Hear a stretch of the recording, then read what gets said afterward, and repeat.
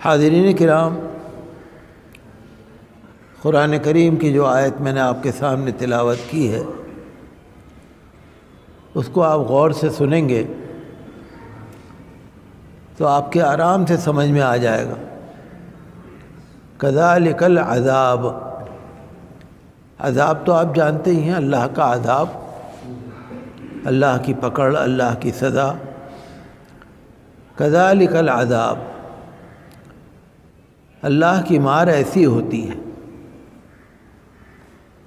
اللہ کی گرفت، اللہ کی سزا، اللہ کی پکڑ، اللہ کا عذاب ایسے ہی ہوتا ہے۔ وَلَعَذَابُ الْآخِرَةِ اکبر، اور جو آخرت کا عذاب ہے وہ تو بہت ہی بڑا ہے۔ یہ تو دنیا کا عذاب ہے جو تم نے دیکھا، آخرت کا عذاب تو بہت بڑا ہے۔ لو کانوا یعلمون، کاش کہ یہ لوگ جانتے، کاش کہ یہ لوگ اس بات کو سمجھ لیتے کہ اللہ کا عذاب بہت ہی تکلیف دہ ہے، اس سے بچنے کی ضرورت ہے۔ اللہ کی رحمت، اللہ کا فضل، اللہ کا کرم، اللہ کی یہ تمام نعمتیں دنیا کی یہ ایک طرف ہیں، لیکن اگر کوئی نافرمانی کرنے لگے تو پھر اس کی عذاب اور اس کی مار بھی بہت سخت ہے۔ وہ رؤوف الرحیم ہے، رحمان الرحیم بھی ہے، لیکن جبار و قہار بھی ہے، بہت مہربان بھی ہے اور بڑا زبردست، بڑے قہر والا بھی ہے۔ تو اس میں ایک واقعے کی طرف اشارہ ہے کہ ایک نیک انسان تھا، اس کا بہت اچھا باغ تھا،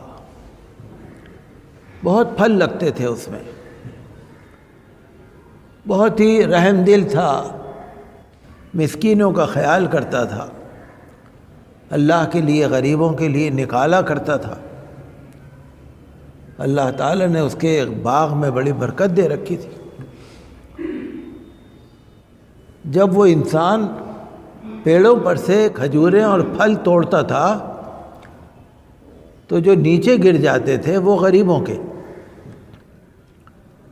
جو غریب لوگ آتے تھے وہ اپنی چادریں چٹائیاں بچھا لیتے تھے، جتنے گر گئے وہ غریبوں کے، اور جتنے اس کے پاس آ جاتے تھے اس میں سے بھی 10واں حصہ غریبوں کو بانٹتا تھا، اور طرح طرح سے غریبوں کا خیال رکھتا تھا، مسکین لوگوں کا خیال رکھتا تھا۔ جب وہ مر گیا تو اس کے 3 لڑکے تھے، 3 لڑکوں نے سوچا کہ بھائی دیکھو اب تو ہمیں 3 جگہ پہ بانٹنا پڑے گا، اگر ہم غریبوں کو، مسکینوں کو بانٹیں گے تو بھائی ہمارا گزارا کیسے ہوگا؟ بھائی اب تو ہم غریبوں کو دے نہیں سکتے، ہمارے ابا دیا کرتے تھے، اب تو ہم دے نہیں سکتے۔ ایسا کرو، باغ میں پھل لگ رہا ہے، ایک دم رات کے اندھیرے میں سویرے سویرے نکل جانا باغ میں، غریب سو رہے ہوں گے ان کو پتہ بھی نہ لگ پائے، جا کے اپنے پھلوں سے، اپنے باغ سے پھلوں کو کاٹو، چنو، گھر لے آؤ، کسی کو پتہ بھی نہ لگے۔ ایک پلان بنا لیا انہوں نے، آپس میں انہوں نے مشورہ کر لیا۔ جب رات آئی تو رات میں اللہ تعالیٰ کی طرف سے ایسا کوئی فرشتہ آیا یا اللہ کی طرف سے ایسا عذاب آیا کہ ان کے باغ کو سارا جلا دیا، اس پہ ایسی آگ برسی کہ باغ جل کے راکھ ہو گیا۔ شام کو تو یہ دیکھ کے گئے تھے اپنا باغ، صبح آ کے دیکھتے ہیں تو یقین نہیں آ رہا ان کو، ادھر ادھر دیکھتے ہیں کہ بھائی یہ ہمارا باغ ہے، کہیں ہم راستہ واسطہ تو نہیں بھول گئے؟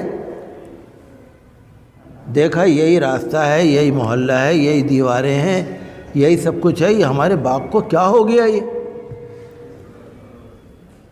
تو اللہ تعالیٰ نے فرمایا کہ یہ ہم نے ان کو آزمایا تھا، یہ ہمارا ان کے اوپر جو عذاب آیا ہے وہ ہماری ناراضگی کی وجہ سے آیا ہے۔ جب ہم دیا کرتے تھے تو ان کو بہت دیا کرتے تھے، ان کی نیت بدل گئی۔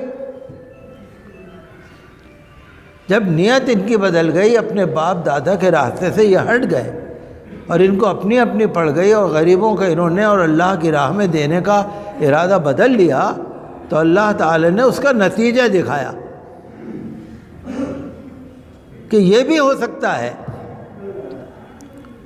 رات بہت بڑی ہوتی ہے، رات بھر میں کیا ہو جائے کچھ نہیں پتہ۔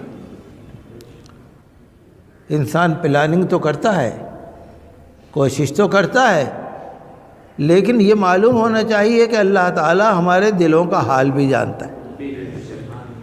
ہم آپس میں کیا سمجھوتا کر رہے ہیں، کیا مسکوٹ کر رہے ہیں، کیا باتیں کر رہے ہیں، وہ بھی اللہ جانتا ہے۔ انسان نہیں دیتا، دیتا اللہ ہی ہے۔ اللہ تعالیٰ تو دیکھتا ہے۔ جب ان کا باغ جل کے راکھ ہو گیا تو انہیں اپنی غلطی کا احساس ہوا اور انہوں نے کہا پروردگار سے ہم توبہ کرتے ہیں، ہم تو اللہ کے جیسا اللہ چاہے گا ہم ویسے ہی کریں گے، ہم سے غلطی ہو گئی۔ عسیٰ ربنا یبدلنا خیرا منہا انا الی ربنا راغبون۔ اللہ ہو سکتا ہے کہ اس سے بہتر ہمیں باغ دے دے، ہم تو اللہ کے حکم پہ چلیں گے۔ ہم نے غلطی کری، ہم اللہ سے توبہ کرتے ہیں، واقعی ہم سے بڑی غلطی ہو گئی۔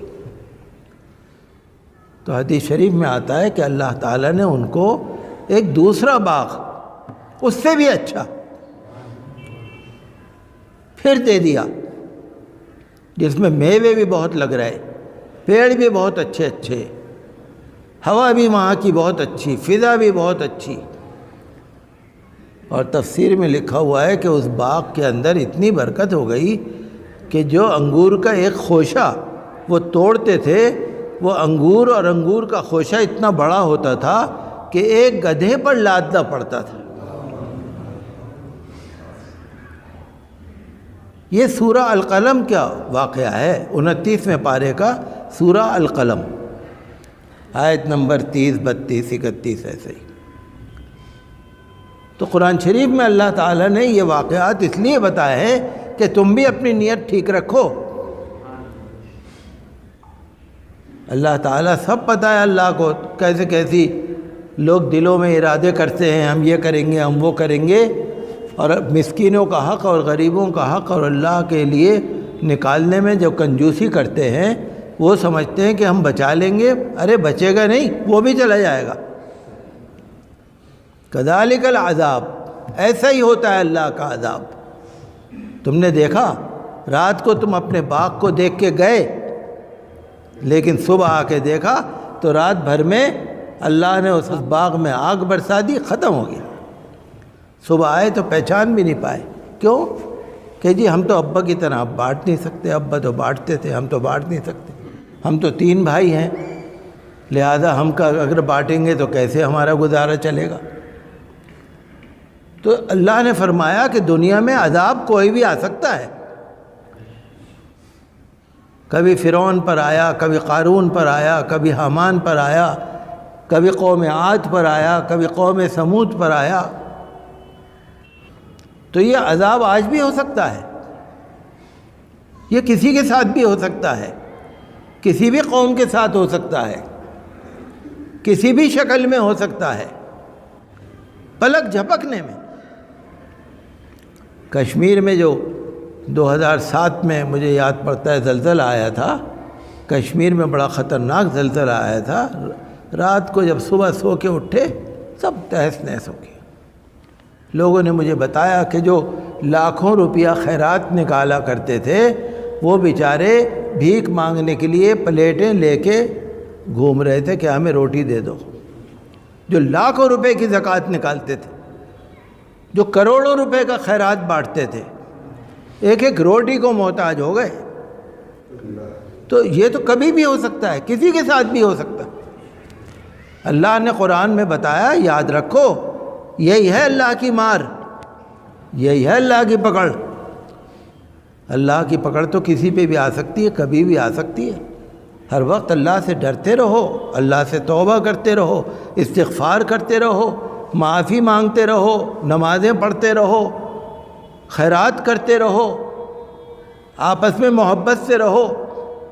نہیں تو اگر اللہ کو تمہاری کوئی بات بری لگ گئی تو تمہاری فیکٹریاں، کارخانے، تمہارے فن خواہ، بینک بیلنس، سارا ایف ڈی سب ختم ہو جائے گی. مشینیں راکھ ہو جائیں گی ساری.